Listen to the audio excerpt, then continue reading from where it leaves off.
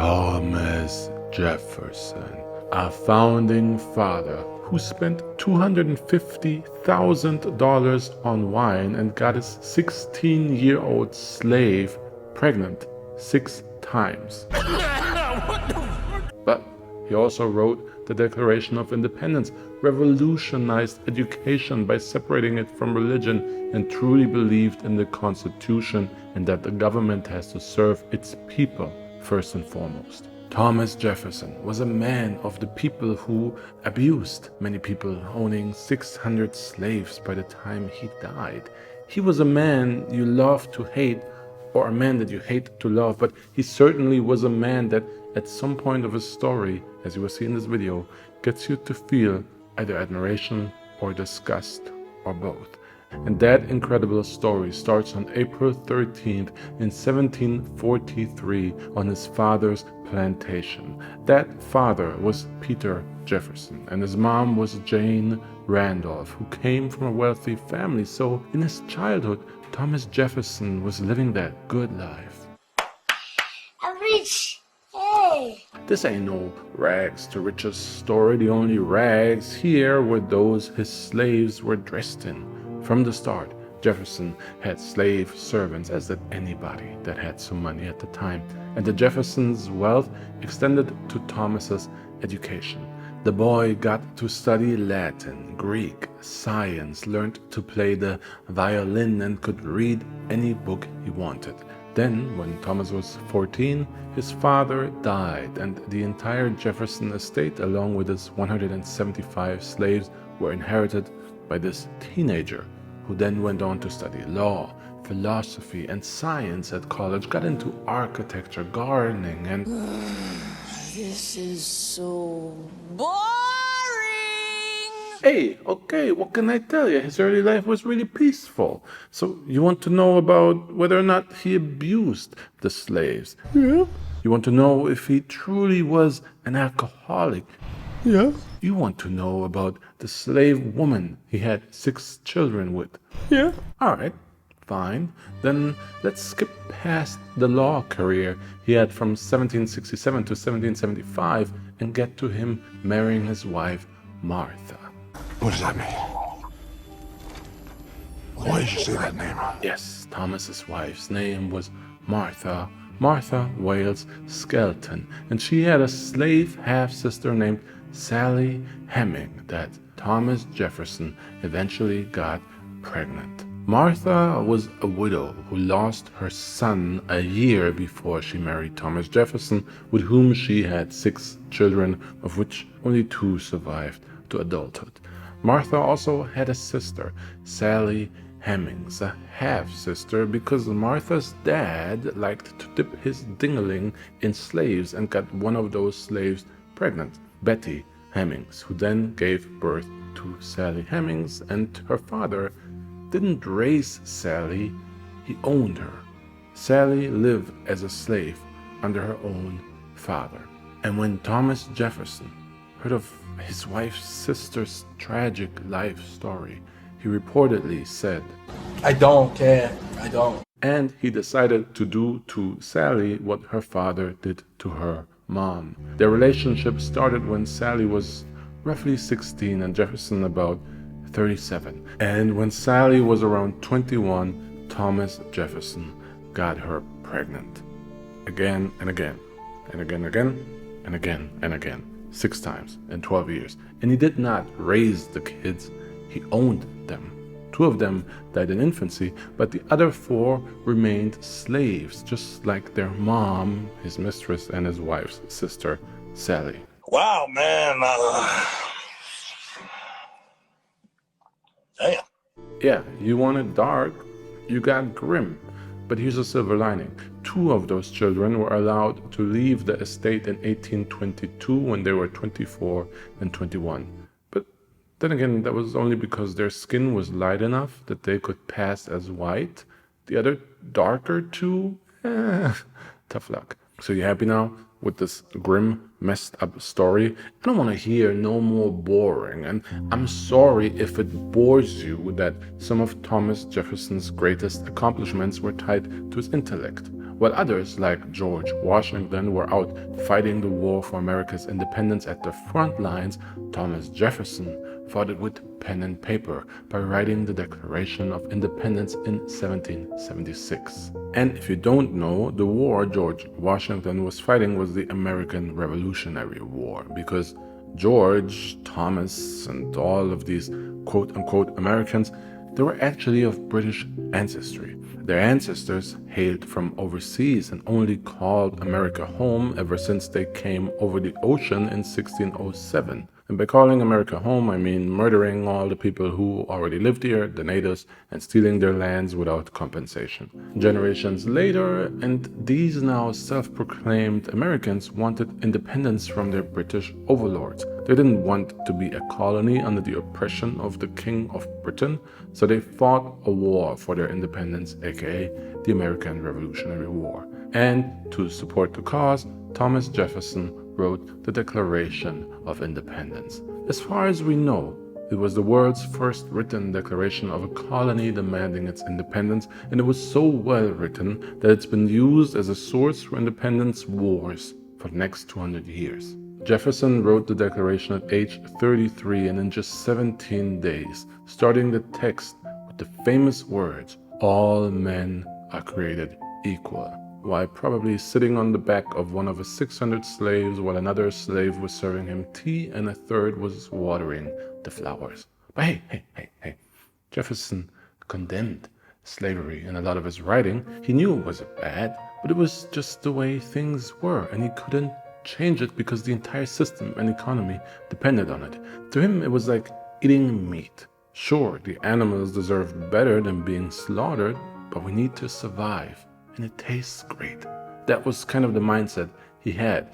Intellectually, yes, he could write up a storm about the moral wrongs of slavery, but did it really sit on his conscience and weigh on him? I think the fact that he impregnated a slave woman 6 times and only freed 2 of the children from being slaves because they were white enough, I think that answers your question. And I guess it's easier to enslave your children when you're also a raging alcoholic. Yes, Thomas Jefferson, like many hyper-intelligent men before and after him, often only found peace of mind at the bottom of the bottle.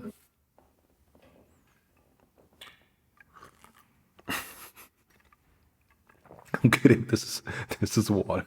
This is water, okay? This man's mind was racing so much and coming up with so many ways to revolutionize not just the country, but also agriculture and architecture and education and religion. The guy was thinking and writing nonstop. And I mean that. When he wasn't writing original texts, he was copying his own texts so that when people tried to discredit him or steal his ideas or twist his words, he got them receipts. What's this? Huh?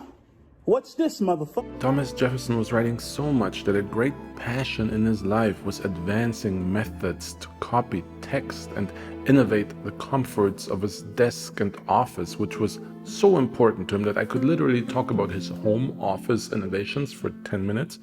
But we already established that you want controversy, blood, and violence, and let's be honest, even right now you're itching to hear more about him being an alcoholic. So on the matter of his office innovations, in short, he brought the swivel chair to America.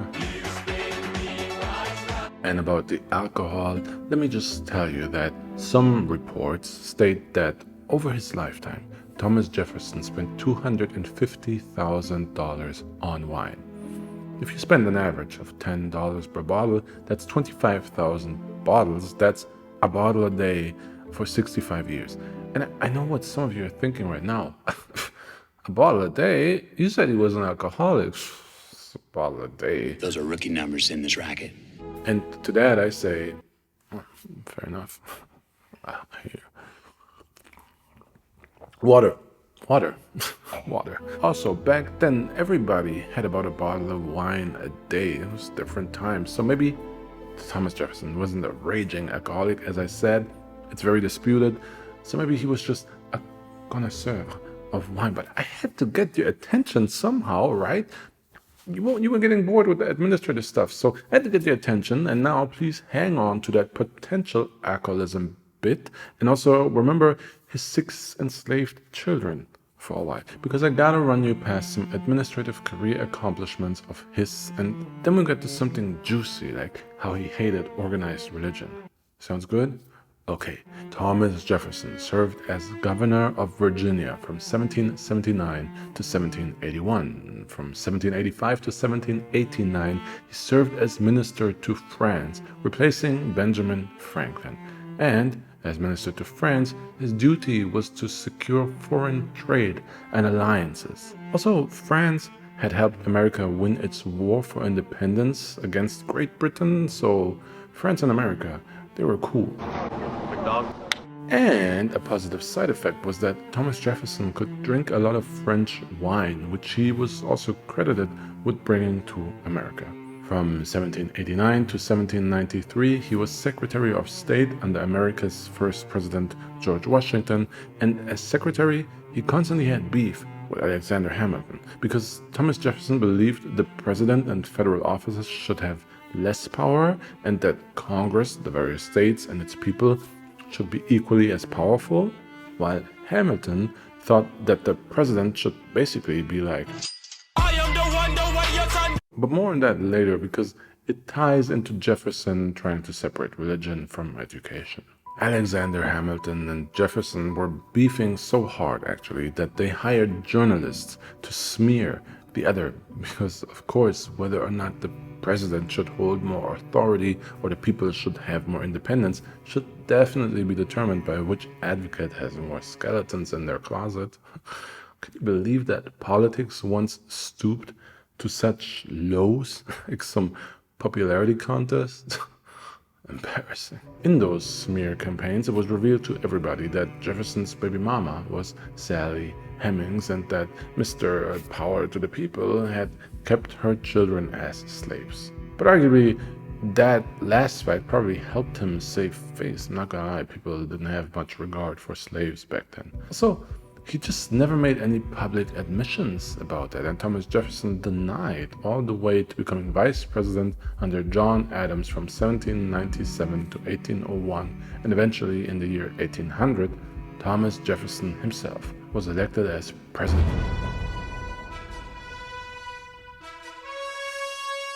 His election was actually super controversial because the country was really split between people wanting the president to have more power and people wanting the people to have more power. And I know when I say it like that, you might be wondering why people would ever want the president to have more power over them, but the Federalists, who were pro-government and opposed to Jefferson's ideals, they were mostly backed by large businesses. Business owners and the wealthy in general wanted a stronger government and a weaker society so that the president, who was usually one of their own, could pass laws and act in their interests, which is just a fancy way to say that the Federalists' agenda was basically Chain, getting paid over here. So Thomas Jefferson getting elected was a problem. He believed that the president should not have any more power than what is granted to him in the Constitution, and that Constitution starts with the words, "we, the people." So its whole point is to emphasize that the government exists to serve its people. In fact, Thomas Jefferson was so pro-people that any issue where power is not assigned to the government within the Constitution, by default, that power should lie with the people and the states of the country. Jefferson was a problem for Federalists, and I mean, he won, but his election was so controversial that it actually had to be decided by a tiebreaker. But now, America had a president that truly believed in the power of its people, meaning that America's lands were also not the president's, they were the people's lands. And so one of the first things President Jefferson did was to buy land. What? In 1803, Thomas Jefferson bought Louisiana from Napoleon Bonaparte for $15 million or 3 cents on the acre. This doubled the size of the then United States and made Jefferson a massive hypocrite. But Napoleon Bonaparte quite literally made him an offer he couldn't refuse, even adjusted for inflation. Jefferson bought Louisiana for $421 million, ridiculously cheap. And the only reason he got those lands for so cheap was because Napoleon needed money for his wars in Europe. France had just gotten Louisiana from Spain, but didn't have the time or the resources to really use it, so they sold it for pennies on the dollar. Louisiana was largely unexplored and filled with unknown dangers that had to be explored and possibly exterminated for the safety of the American settlers. And by unknown dangers, I mean natives that had lived there all their lives and that America killed or subjugated so that the settlers could take their lands and enslave them. Unfortunately, most great adventures have a lot of blood in the fine print because one man's greatness is usually built on another's demise. It was the same for every conqueror and every empire, and America is no exception. That doesn't change the magnitude of conquests made by these conquerors and empires. I just think it's also important to highlight those who lost these conflicts and are often silenced. Still, the exploration of Louisiana is quite the adventure, and Thomas Jefferson had no part in it. I told you, the guy was about that pen and paper. He assigned Meriwether Lewis and William Clark as the leaders of this exploration to map these lands, and their entire journey probably deserves its own video, to be honest. And also, there's a great comic by Image Comics called Manifest Destiny, which tells of this exploration and exaggerates it with fantastical elements. It's an amazing comic and you should definitely read it. Jefferson, though, never felt comfortable with the fact that he had to put his foot down and buy Louisiana. He knew it was the right thing to do at the time, but he knew it would set a precedent and forever expand the power of the president and the federal government in ways that he was not comfortable with. Actually, from this point on, Jefferson always foresaw internal conflict in the United States. Back then, he mostly considered it to play out between the federal government and its beneficiaries against the southern states, or rather the people whose lives are rooted in agriculture. But what's done is done. He didn't necessarily like it, but he changed America forever. And for now, at least, it was a lot bigger. Jefferson also led America to its first victory in its overseas war. The Barbary pirates from North Africa who tried to flex on America and Thomas Jefferson by telling them, "Look at me, sure. Look at me, sure. I'm the captain now." They wanted America to pay tribute or face consequences, but Jefferson told them, "We don't negotiate with terrorists."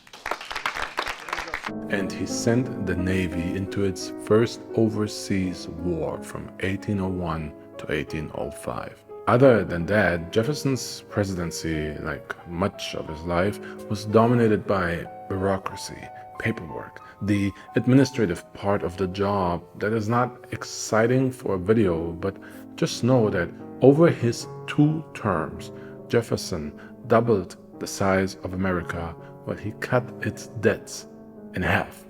I think that speaks for itself. And so with that mic drop, Jefferson retired in 1809, retired to his estate with 600 slaves, including his baby mama and their children, sipping on some expensive wine to think about things that really mattered to him, like religion and education. Earlier in his life, in 1777, Jefferson already wrote the Statute for Religious Freedom, which banned state religion in Virginia and would later inspire the First Amendment, which states, "Congress shall make no law respecting an establishment of religion." Thomas also wrote the Jefferson Bible, which basically just removed all miracles from the Bible and only kept its moral teachings. Jefferson was a realist and saw the value in the morals and goodwill that comes with faith, but he firmly believed that organized religion was opposed to freedom of thought. So he decided that when it comes to public education, religion should have no part in it. There should be no religious influence on public education and no governmental influence while we're at it. This was not the norm at the time, rather quite the opposite. Every educational institution or campus had a church at its center. So Thomas Jefferson decided to build his own educational institution. In 1825, he built the Academical Village, quite literally, since he designed its architecture as well as its curriculum. And at the center of the Academical Village stood not a church, but a massive library. The philosophy of the school was the same Thomas Jefferson had: knowledge over dogma. And with that in mind, he then also built the University of Virginia, America's first secular university that did not make you memorize and recite Christian scripture. How about that? Also, admission to the school was based on ability and character, not social status, not prestige. Needless to say, at the time, this was super controversial. To many, this was way more controversial than his relationship with Sally Hemings. That's why this is what I want to end this video on. Today, we look at Thomas Jefferson owning slaves and impregnating one of them is monstrous. And the fact that his children were raised as slaves is straight up barbaric, diabolic. And we're right to think of it like that, absolutely. But that's from today's point of view. Back then, though, the only controversy in that would be that he actually slept with a slave because they were considered dirty. Worse, in doing so, he cheated on his wife, which is very un-Christian. That was what's controversial about it, because slavery was simply considered normal. That doesn't make it better or excuse it. That's just how it was back then. The real scandal back then was that Jefferson tried to separate church from education. That was way worse. That was heretical at a time when religion was everything.